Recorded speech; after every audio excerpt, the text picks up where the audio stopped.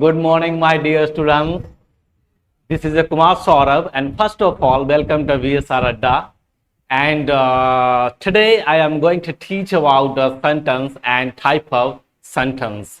So मेरे प्यारे बच्चों, हम लोगों ने पिछले क्लास में सेंटेंस एक टॉपिक स्टार्ट किया था, जिसमें आप लोगों को बताया था कि सेंटेंस किसे कहते हैं, सेंटेंस के कितने टाइप्स होते हैं। तो ये सब चीज की जानकारी मैंने आपको पिछले क्लास में दी थी, और आज के क्लास में भी मैं सेंटेंस के बारे में ही बात करूंगा। क्यों करूंगा सर? क्योंकि मैंने बताया था कि सेंटेंस के जो टाइप्स होते हैं वो on the basis of structure and on the basis of function दो तरह से होते हैं। तो on the basis of structure की जब मैं बात किया था तो आपको बताया था कि sentence on the basis of structure sentence के तीन टाइप्स होते हैं। कौन कौन से होते हैं सर? तो एक होते हैं सिंपल सेंटेंस, दूसरा कंपाउंड सेंटेंस, तीसरा कॉम्प्लेक्स सेंटेंस। और जब मैं on the basis of function की बात की थी तो उसमें सेंटेंस के 5 टाइप्स होते हैं। कितने होते हैं बच्चों? 5 टाइप्स होते हैं। तो आज हम लोग उसे देखेंगे। तो सबसे पहले मैं देख रहा हूं सेंटेंस। अब यहाँ पे सेंटेंस की बात हो रही है, तो सेंटेंस किसे कहते हैं आपको मैं पहले भी बता चुका हूं। एक बार इसे भी पढ़ लेते हैं कि यह क्या कह रहा है। यह कह रहा है a sentence is a medium to help us in expressing our feelings। मतलब सेंटेंस जो है वो मदद करता है। a sentence is a medium, क्या है सर? सेंटेंस जो है एक साधन है जो मदद करता है हमारे फीलिंग्स को क्या करने में, एक्सप्रेस करने में। क्या करने में? एक्सप्रेस करने में। अगर हमारे मन में कोई भावना है, अगर मैं किसी को कुछ कहना चाहता हूं, तो मैं इशारों से अगर मैं बात करूंगा तो हो सकता है कि जो मैं कहना चाहता हूं सामने वाला वो सही तरीके से ना समझ पाए। तो इसी के वजह से हमें किसकी आवश्यकता पड़ी? हमें सेंटेंस की आवश्यकता पड़ी। और सेंटेंस के बारे में, सेंटेंस के जरिए हम किसी को अपने दिल की बात, अपनी भावनाओं की बात कह सकते हैं, अपनी मन की बात कह सकते हैं। उसके बाद आती है needs and opinion in different ways. और अपनी जरूरतों को और अपनी ओपिनियन को हम डिफरेंट तरीके से सेंटेंस की मदद से बोल सकते हैं। आगे की बात करें तो a sentence is a group of word, जो ऑलरेडी जान चुके हैं, पढ़ चुके हैं, that makes a complete sense. कैसा सेंस देता है मेरे प्यारे बच्चों? कंप्लीट सेंस देता है। A sentence necessarily has a verb. Sentence में जो है एक वर्ब रहेगा, मतलब एक वर्ब की आवश्यकता रहेगी ही रहेगी। इन एडिशन, और उसमें क्या रहेगा सर? उसमें सेंटेंस में ऑल्सो एक सब्जेक्ट रहेगा, एक ऑब्जेक्ट रहेगा और एक कंप्लीमेंट रहेगा। एक सब्जेक्ट रहेगा, एक ऑब्जेक्ट रहेगा और एक कंप्लीमेंट रहेगा। तो सबसे पहले मैं आपको पिछले क्लास में ही बताया था, क्या बताया था बच्चों? कि ये सेंटेंस जो है वो अ ग्रुप ऑफ वर्ड्स है। वो क्या है बच्चों? Group of words. और इसी ग्रुप ऑफ वर्ड्स में मैं आपको बताया था कि ये जो है कंप्लीट सेंस देगा। ये क्या करेगा सर? ये जो है कंप्लीट सेंस देगा। एक ग्रुप ऑफ वर्ड रहेगा, ये कंप्लीट सेंस देगा। और तीसरा, इसका जो ये अरेंजमेंट ऑफ वर्ड्स रहेगा। ये क्या रहेगा बच्चों? Arrangement of words. तो सेंटेंस के बारे में हम लोग 3 पॉइंट को हमेशा याद रखेंगे कि ये ग्रुप ऑफ वर्ड्स होगा, ये कंप्लीट सेंस देगा और ये अरेंजमेंट ऑफ वर्ड्स भी होगा। अब आपको बता चुका हूं, ये जो अरेंजमेंट ऑफ वर्ड्स है ये क्या है बच्चों? अरेंजमेंट्स ऑफ जो वर्ड्स हैं, ये अरेंजमेंट ऑफ वर्ड्स को ही हम क्या बोलते हैं बच्चों? ये अरेंजमेंट ऑफ वर्ड्स। ये अरेंजमेंट ऑफ वर्ड्स को क्या बोलते हैं बच्चों? इसी अरेंजमेंट ऑफ वर्ड्स को हम स्ट्रक्चर बोलते हैं। क्या बोलते हैं? इसी अरेंजमेंट ऑफ वर्ड्स को हम स्ट्रक्चर बोलते हैं। अब स्ट्रक्चर क्या बतलाता है सर? स्ट्रक्चर बतलाता है कि सेंटेंस में स्टार्टिंग में हम सब्जेक्ट को लिखते हैं या डूअर को लिखते हैं। इसी के बाद सेकंड में उसके बाद हम वर्ब को लिखते हैं और उसके बाद हम ऑब्जेक्ट को लिखते हैं। तो इस डिफिनेशन से ही मुझे पता चल गया कि सेंटेंस में एक हो सकता है, सेंटेंस में हो सकता है कि एक क्या रहे सर, एक सब्जेक्ट रहे, एक वर्ब रहे और एक ऑब्जेक्ट रहे।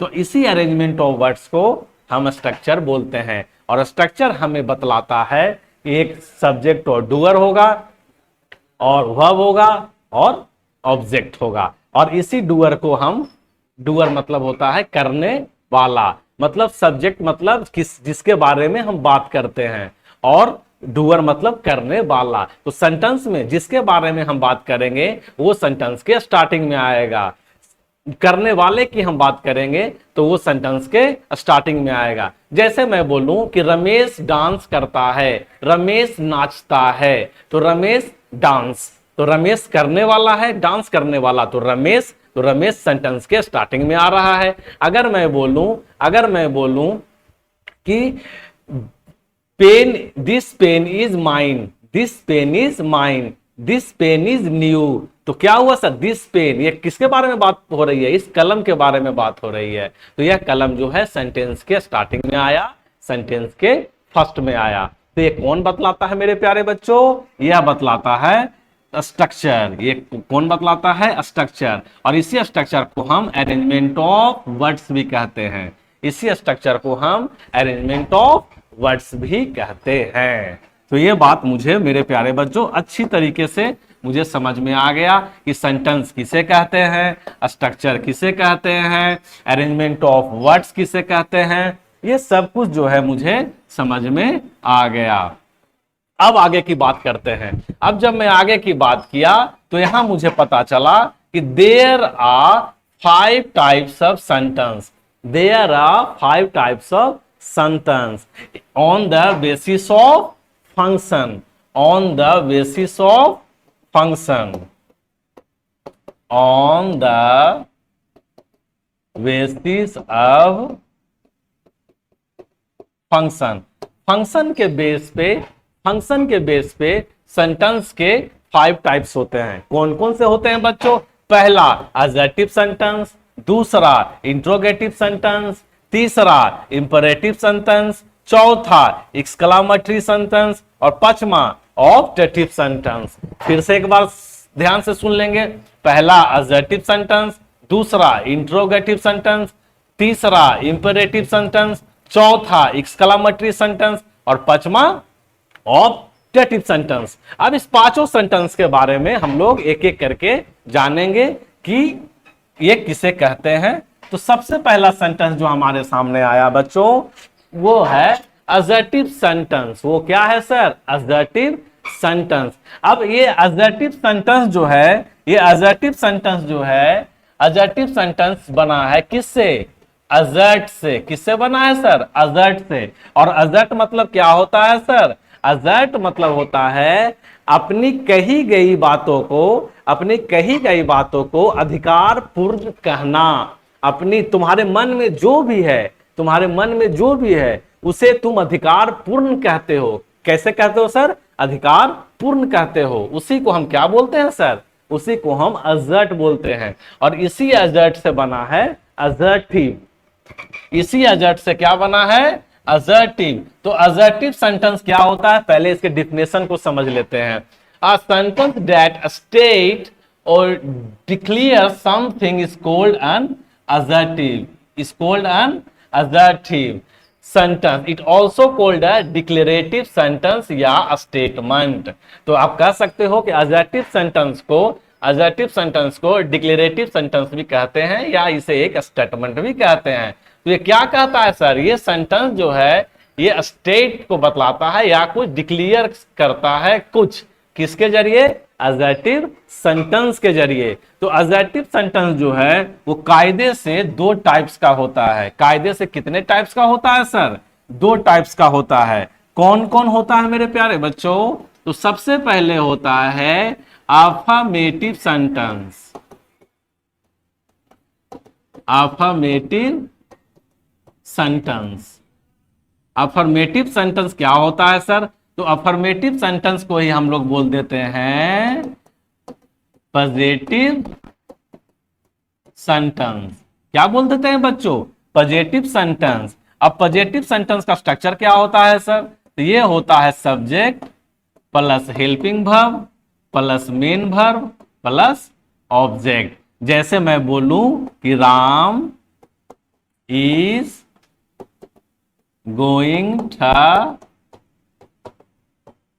Patna, Ram is going to Patna. तो आप देख सकते हो कि राम क्या है सर? सब्जेक्ट है, ये हेल्पिंग वर्ब है, ये मेन वर्ब है, और ये आपका ऑब्जेक्ट है, ये आपका ऑब्जेक्ट है।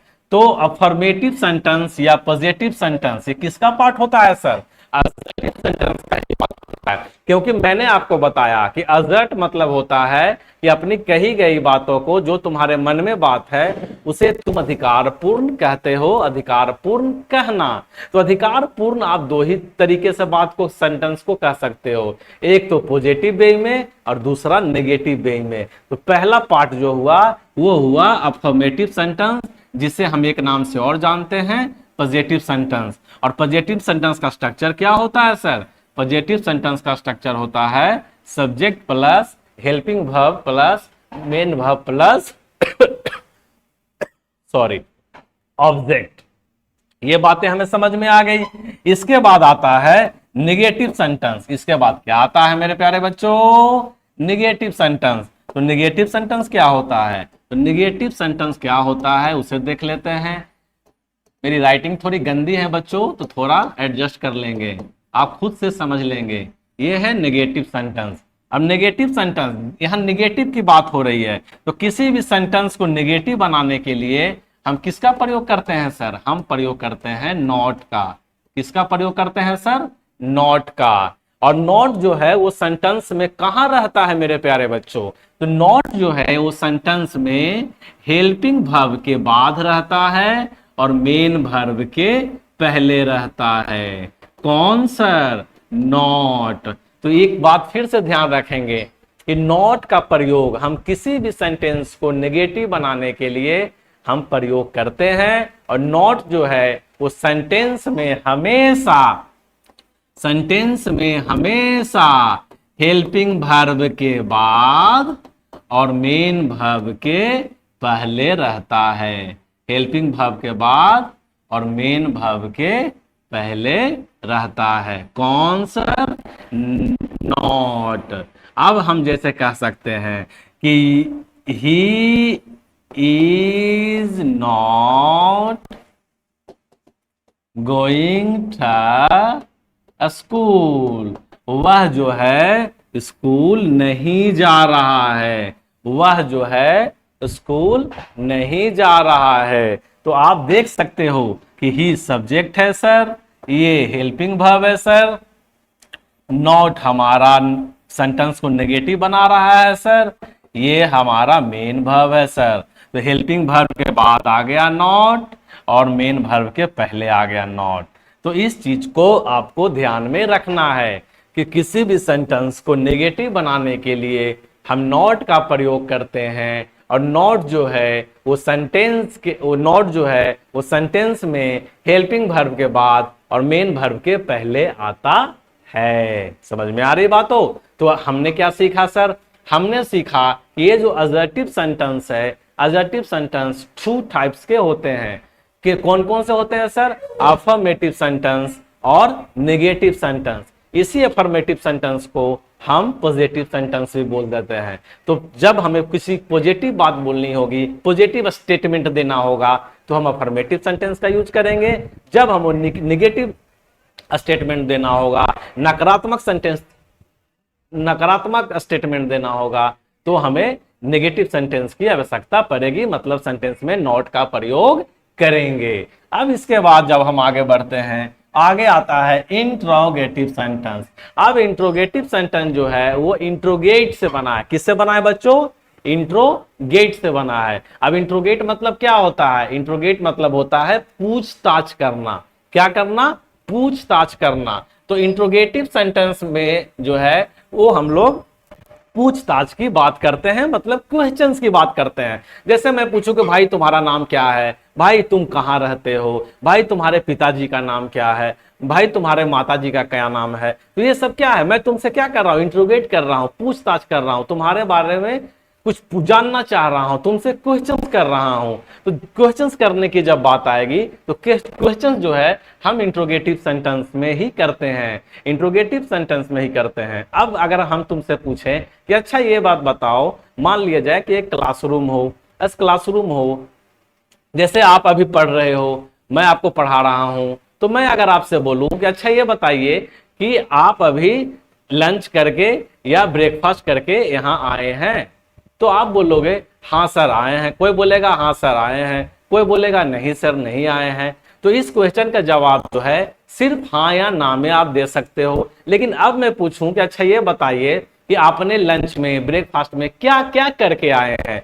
तो आप कह सकते हो कि अच्छा सर, कोई बंदा बोलेगा कि मैं रोटी चावल खा के आया हूं, कोई बोलेगा मैं दाल चावल खा के आया हूं, कोई बोलेगा मैं ब्रेड बटर खा के आया हूं, कोई बोलेगा मैं लात भूसा खा के आया हूं, कोई बोलेगा मैं गाली गलौज खा के आया हूं। तो जो जो कुछ भी खा के आया है वो यहाँ पे बोलेगा। तो मुझे यह समझ में आ रही है कि ये जो इंट्रोगेटिव सेंटेंस की बात हो रही है, इंट्रोगेटिव सेंटेंस भी टू टाइप्स के होते हैं। इंट्रोगेटिव सेंटेंस भी कितने टाइप्स के होते हैं बच्चों, ये भी टू टाइप्स के होते हैं। तो एक होते हैं मेरे बच्चों क्लोज एंडेड, एक होते हैं क्लोज एंडेड और दूसरा होते हैं ओपन एंडेड।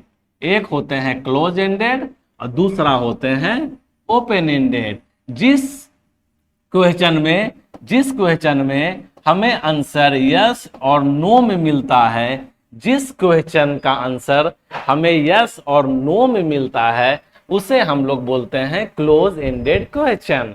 उसे क्या बोलते हैं बच्चों, क्लोज एंडेड क्वेश्चन। और जिस क्वेश्चन का आंसर हमें ओपन यस या नो में नहीं मिलता है, उसे हम बोलते हैं ओपन एंडेड। ओपन एंडेड कहने का मतलब इसका आंसर जो रहेगा वो ओपन रहेगा। हर बच्चों की जो आंसर रहेगी, हर लोगों की जो आंसर रहेगी इस क्वेश्चन में चेंज रहेगी। तो आप यहां से बता सकते हैं कि जो क्लोज एंडेड क्वेश्चंस है इसके स्ट्रक्चर कैसे होंगे सर। तो इसके स्ट्रक्चर होंगे helping verb plus subject plus main verb plus object. Helping verb plus subject plus main verb plus object. जैसे अगर मुझे पूछना होगा कि डू यू लव मी, क्या तुम मुझसे प्यार करती हो, क्या तुम मुझसे प्यार करती हो, तो इसका जवाब क्या आएगा मेरे प्यारे बच्चों, चाहे तो यस आएगा चाहे तो नो आएगा। तो इस तरह के जो भी सवाल पूछने होंगे जिसका जवाब हमें यस और नो में मिले, उसे हम क्लोज एंडेड क्वेश्चन बोलेंगे। उसे हम क्या बोलेंगे, क्लोज एंडेड क्वेश्चन बोलेंगे। अब अगर मैं ओपन एंडेड की बात करूं तो ओपन एंडेड में मुझे जो है WH फैमिली वर्ड की आवश्यकता होगी, या इसी को बोल देते हैं क्वेश्चन वर्ड। क्या बोल देते हैं अब, WH फैमिली क्वेश्चन वर्ड क्या होते हैं, जैसे व्हाट, हु, whom, हाउ, विच, ये सारे क्या हैं सर, ये सारे जो है ये WH फैमिली वर्ड है, या कह सकते हो ये सारे क्वेश्चन वर्ड हैं। तो मैं सेंटेंस के स्टार्टिंग में क्या लिखूंगा, सेंटेंस के स्टार्टिंग में WH फैमिली लिखूंगा और उसके बाद इसी स्ट्रक्चर को मैं यहाँ कॉपी कर दूंगा, helping verb plus subject plus main verb plus object. जैसे अब यहां बात आ गई कि तुम क्यों पटना जाते हो, तुम क्यों पटना जाते हो, तुम क्यों उससे बात करते हो, तुम क्यों लड़ते हो। तो यहाँ पे जवाब हाँ या ना में नहीं मिलेगा बच्चों, यहाँ पे हाँ या ना में नहीं मिलेगा। यहाँ पे जो आंसर मिलेगा वो आंसर ओपन मिलेगा। क्या मिलेगा मेरे प्यारे बच्चों, ओपन मिलेगा। तो इसका क्वेश्चन में तुम लिख सकते हो कि why do you go to school, तुम स्कूल क्यों जाते हो, तुम स्कूल क्यों जाते हो। तो भैया मैं स्कूल जो है पढ़ने जाता हूं, मैं स्कूल सीखने जाता हूं। तो ये यहां से आप जो है इस तरह से बना सकते हो। तो ये तुम्हारा हो गया ओपन एंडेड का स्ट्रक्चर और ये हो गया तुम्हारा क्लोज एंडेड का स्ट्रक्चर। तो यहां से हम लोगों ने सीखा कि इंट्रोगेटिव सेंटेंस जो है वो भी टू टाइप्स के होते हैं। एक होते हैं क्लोज एंडेड, दूसरा होते हैं ओपन एंडेड। जब हमें किसी से आंसर हाँ या ना में जानना होता है तब हम क्लोज एंडेड का मदद लेते हैं। जब हमें आंसर ओपन जानना होता है तब हम ओपन एंडेड का आंसर लेते हैं, मदद लेते हैं। अब इसके आगे जब हम बढ़ें तो इसके आगे आता है इंपरेटिव सेंटेंस। क्या आता है सर? Imperative sentence. अब ये इंपरेटिव सेंटेंस क्या होता है मेरे प्यारे बच्चों? तो इंपरेटिव सेंटेंस होता है अ सेंटेंस दैट कैन ऑर्डर और रिक्वेस्ट। मतलब जहां जिस सेंटेंस में हमें ऑर्डर और रिक्वेस्ट की भावना देखने को मिलेगी वहां उस सेंटेंस को हम इंपरेटिव सेंटेंस बोल देंगे। उस सेंटेंस को हम इंपरेटिव सेंटेंस बोल देंगे। जैसे shut the window, don't make a noise here, please give me some food to eat, a student stand in line. तो ये सारे क्या है मेरे प्यारे बच्चों? ये सारे ऑर्डर और रिक्वेस्ट की बात कर रहे हैं। जैसे ऑर्डर देने की बात हुई, भाई मेरे लिए एक गिलास पानी लाओ, ये इंपरेटिव सेंटेंस है। ये क्या है? इंपरेटिव सेंटेंस है। मैं बोलूं कि जरा सा दरवाजा बंद कर दो मेरे प्यारे बच्चों, तो ये क्या है सर? ये रिक्वेस्ट है। मैं बोलूं कि प्यारे बच्चों थोड़ा शांति बना के रखो, क्लास में मन लगा के पढ़ाई करो मेरे प्यारे बच्चों, तो ये क्या है? ये तुम्हारा रिक्वेस्ट कर रहा हूं मैं आपसे कि शांति से पढ़ें, इधर उधर ज्यादा ना देखें और शांति से पढ़ाई करें, बिल्कुल कॉन्सेंट्रेट होके। ऑनलाइन क्लास भी इस तरह से पढ़ें जैसे कि लगे कि मैं लाइव क्लास में ही पढ़ रहा हूं, तभी मेरे प्यारे बच्चों आप कुछ सीखोगे। हमेशा कुछ सीखने की नियति रखो, हमेशा कुछ सीखने की नियति रखो। जब आप इस तरह से अपने माइंड को डेवलप कर लोगे कि हमेशा कुछ न कुछ सीखना है, कहीं ना कहीं से कुछ सीखना है, जहां से ज्ञान मिले वहां से ज्ञान बटोर लो। अगर इस तरह का माइंडसेट अगर आपके अंदर आ जाता है तो मेरे प्यारे बच्चों आपको सफल होने से कोई भी नहीं रोक सकता। इस चीज को हमेशा ध्यान रखिएगा। तो मैं क्या बोला कि इंपरेटिव सेंटेंस जो है वो सेंस देता है ऑर्डर और रिक्वेस्ट का। वो क्या देता है? ऑर्डर और रिक्वेस्ट का। अगर उसके बाद में बात करूं एक्सक्लामेटरी सेंटेंस का, किसकी में बात किया? Exclamatory sentence. तो एक्सक्लामेटरी सेंटेंस क्या होता है सर? तो a sentence that express some strong और सडन फीलिंग्स, सम स्ट्रॉन्ग और सडन फीलिंग्स। जैसा मैंने इंटरजेक्शन पढ़ा था, इंटरजेक्शन में क्या था? इंटरजेक्शन में भी सडन फीलिंग्स था, यहां भी एक्सक्लामेटरी सेंटेंस में भी क्या है? सडन फीलिंग्स है। तो वहां जो है मैं वर्ड की बात कर रहा था, वहां सडन फीलिंग्स में वर्ड आएगा, लेकिन यहां सडन फीलिंग्स में क्या आएगा? पूरी की पूरी सेंटेंस आएगी। जैसे wow he has won a fabulous prize, if I were minister, well done, may you live long. तो ये सारे क्या है सर? ये सारे सेंटेंस हैं। ये सारे क्या है मेरे प्यारे बच्चों? सेंटेंस हैं। तो एक बार फिर से देख लेंगे। A sentence can express some strong or sudden feelings is called an exclamatory sentence। तो exclamatory sentence में और इंटरजेक्शन में ज्यादा कुछ भी अंतर नहीं है मेरे प्यारे बच्चों। इंटरजेक्शन में जो है वो सडन जो है वो हमारे जुआ से वर्ड निकलेगा और एक्सक्लामेटरी सेंटेंस में हमारा सडन जो है वो हमारे जुबान से क्या निकलेगा? सेंटेंस निकलेगा। Oh my God what are you doing. तो ये पूरा सेंटेंस क्या है? वो एक्सक्लामेटरी सेंटेंस ही है। वो क्या है? एक्सक्लामेटरी सेंटेंस ही है। जैसे oh my God you are here, तो ये क्या है? ये एक्सक्लामेटरी सेंटेंस ही है। तो इंटरजेक्शन और एक्सक्लामेटरी सेंटेंस में ज्यादा कोई डिफरेंस नहीं है। अगर आप इंटरजेक्शन को समझ रहे हो तो एक्सक्लामेटरी भी समझने में ज्यादा कोई परेशानी नहीं होगी। अब आगे कौन सा सेंटेंस है सर? आगे है ऑब्जेक्टिव सेंटेंस। क्या है सर? Objective sentence. ऑब्जेक्टिव सेंटेंस क्या होता है बच्चों? तो objective sentence are used to express wishes, prayers, blessing, crush, desire for someone और समथिंग। तो ऑब्जेक्टिव सेंटेंस में जो है वो हमारा क्या शो करता है सर? वो हमारा एक्सप्रेस करता है, शो करता है। किसी को हम दुआ देते हैं, प्रार्थना करते हैं, किसी को बददुआ देते हैं, तो ये सब कुछ जो है वो ऑब्जेक्टिव सेंटेंस के अंतर्गत आता है। जैसे may you get a good job, wish you good luck, wish you happy married life, may you live long. तो अब क्या कर रहे हो यहाँ पे, आप यहाँ पे किसी को विश कर रहे हो, किसी को ब्लेसिंग दे रहे हो, किसी को प्रे कर रहे हो। समझ में आ रही है बातें? तो इस तरह से जो है ऑप्टेटिव सेंटेंस क्या शो करता है बच्चों, तो ऑप्टेटिव सेंटेंस जो है वो शो करता है विशेष, प्रेयर, ब्लेसिंग, क्रश, डिजायर, ये सब कुछ जो है वो ऑप्टेटिव सेंटेंस के अंतर्गत आता है। तो सबसे पहले मेरे प्यारे बच्चों हम लोगों ने क्या क्या सीखा, हम लोगों ने सीखा कि सेंटेंस जो है वो फंक्शन के बेस पे 5 होते हैं। कितने होते हैं? 5 होते हैं। कौन कौन? Assertive sentence. अजर्टिव सेंटेंस में 2 टाइप्स होते हैं, एक होते हैं पॉजिटिव सेंटेंस और दूसरा होते हैं नेगेटिव सेंटेंस।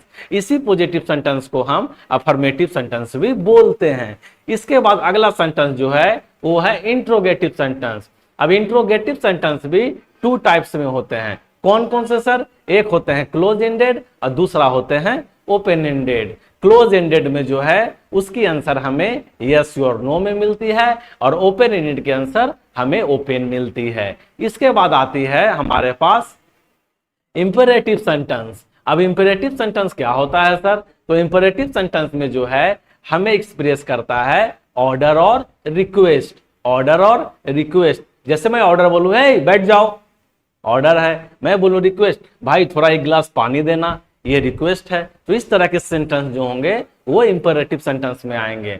इसके बाद आती है एक्सक्लामेटरी सेंटेंस। अब एक्सक्लामेटरी सेंटेंस क्या होता है सर? तो एक्सक्लामेटरी सेंटेंस में हम एक्सप्रेस करते हैं अपनी सडन फीलिंग्स और स्ट्रॉन्ग फीलिंग्स को। जैसे मैं बोलूं wow you are a great, तो ये क्या है? ये एक एक्सक्लामेटरी सेंटेंस है। सडनली वो हमारे जुबान से, सडनली वो हमारे माइंड से निकल चुका है। उसके बाद आता है ऑप्टेटिव सेंटेंस। तो ऑप्टेटिव सेंटेंस क्या होता है बच्चों? तो ऑप्टेटिव सेंटेंस जो होता है उसमें हम लोग को एक्सप्रेस करता है, अगर हम किसी के लिए प्रार्थना करते हैं, दुआ देते हैं, बद्दुआ देते हैं, किसी को विश करते हैं, किसी को मुबारकबाद देते हैं, शुभकामनाएं देते हैं, तो इसके लिए जो है हमें एक्सप्रेस करता है ऑप्टेटिव सेंटेंस। तो ये मेरे प्यारे बच्चों ये सेंटेंस के 5 टाइप्स हो गए based of the function, base of the function. तो मेरे प्यारे बच्चों आज जो हम लोगों ने पढ़ा वो सेंटेंस के टाइप्स को पढ़ा और सेंटेंस के बारे में भी जाना। तो यहां तक जो था हमारा बच्चों आज का क्लास, हम लोग जो समझे वो पूरे बेसिक्स को हमने कवर किया। पूरे बेसिक्स को जो है हमने कवर किया। हम लोगों ने स्टार्टिंग से क्या क्या सीखा सर? हम लोगों ने स्टार्टिंग से सीखा कि इंग्लिश जो है वो अपने आप में क्या होता है। इंग्लिश को सीखने के लिए इंग्लिश जो है वो अपने आप में लैंग्वेज होता है। लैंग्वेज को सीखने के लिए हमें साउंड की आवश्यकता पड़ती है। साउंड जो है वो लेटर से आता है। लेटर्स को अगर मैं सीक्वेंस में लिख दूं तो वो अल्फाबेट कहलाता है। अल्फाबेट से ही हमें क्या बनता है सर? अल्फाबेट से ही वर्ड बनता है। वर्ड से ही हमें फ्रेज बनता है। फ्रेज से ही क्लोज बनता है। क्लोज से ही सेंटेंस बनता है। तो मेरे प्यारे बच्चों हम लोगों ने जो ये बेसिक फाउंडेशन जो स्टार्ट किया था वो हम लोगों ने आज पूरी तरीके से कंप्लीट कर लिया है। मेरे प्यारे बच्चों जो बच्चों ने मेरे क्लास शुरू से देखे होंगे उन्हें आज सब समझ में आ गया होगा कि इंग्लिश जो है वो अपने आप में भाषा है। भाषा किसे कहते हैं? भाषा को सीखने के लिए किस किस स्किल्स की आवश्यकता होती है? भाषा को सीखने के लिए हमें साउंड की जरूरत पड़ती है। साउंड कहाँ से आता है सर? तो लेटर से आता है। लेटर्स को अगर हम सीक्वेंस में लिख देते हैं तो अल्फाबेट कहलाता है। अल्फाबेट के बाद हमारा बनता है वर्ड। वर्ड से ही बनता है फ्रेज। फ्रेज से ही बनता है क्लोज और क्लोज से ही बनता है सेंटेंस। तो आप इस चीज को देख सकते हो। अब जिस बच्चों ने हमारी पूरी फाउंडेशन क्लास की होगी उसे सब कुछ पता चल गया होगा कि वर्ड किसे कहते हैं, लेटर्स किसे कहते हैं, अल्फाबेट किसे कहते हैं, फ्रेज किसे कहते हैं, क्लोज किसे कहते हैं, सेंटेंस किसे कहते हैं। तो जिन बच्चों ने हमारे पिछले वीडियो प्रीवियस वीडियो ना देखे हों वो शुरू से सारे वीडियो को देख लेंगे, उन्हें हर चीज की कॉन्सेप्ट, हर चीज क्लियर हो जाएगा। तो मेरे प्यारे बच्चों, मैं जो है आज ये बेसिक फाउंडेशन की क्लास जो है यहीं पे एंड करना चाहता हूं। अब जो है आपके सामने मैं अगले क्लास में नेक्स्ट टॉपिक स्टार्ट करूंगा, और उस टॉपिक कौन सा टॉपिक होगा, क्या होगा, उसको जानने के लिए मेरे प्यारे बच्चों आपको नेक्स्ट क्लास में ज्वाइन होना होगा, नेक्स्ट क्लास देखना होगा। ये एक तरह से सस्पेंस हो गया कि मैं अगले क्लास में कौन से टॉपिक को स्टार्ट करूंगा। तो तब तक के लिए मेरे प्यारे बच्चों, मैं आप लोगों से रिक्वेस्ट करता हूं कि इस वीडियो को आप ज्यादा से ज्यादा देखें और ज्यादा से ज्यादा शेयर करें, और अगर आपको पसंद आए तो आप हमारे चैनल, प्यारे से चैनल VSR अड्डा को सब्सक्राइब करें और हमारे वीडियो पे कमेंट भी करें। क्यों मेरे प्यारे बच्चों? क्योंकि यहाँ पे जो हम लोग कंटेंट आप लोग को दे रहे हैं वो पूरी तरीके से प्योर कंटेंट है। अगर आप पढ़ रहे होगे, अगर आप और भी कहीं पढ़े होगे, तो आप इससे डिफरेंस कर सकते हो कि यहाँ पे क्या पढ़ाया जा रहा है और औरों जगह मैंने क्या पढ़ा है। तो मैं ज्यादा आपका समय न लेते हुए मैं अपने शब्दों को विराम देता हूं, और मैं नेक्स्ट क्लास में आप लोगों से फिर से इसी एनर्जी के साथ मिलता हूं। तब तक के लिए मेरे प्यारे बच्चों, thank you very much, good luck, bye bye.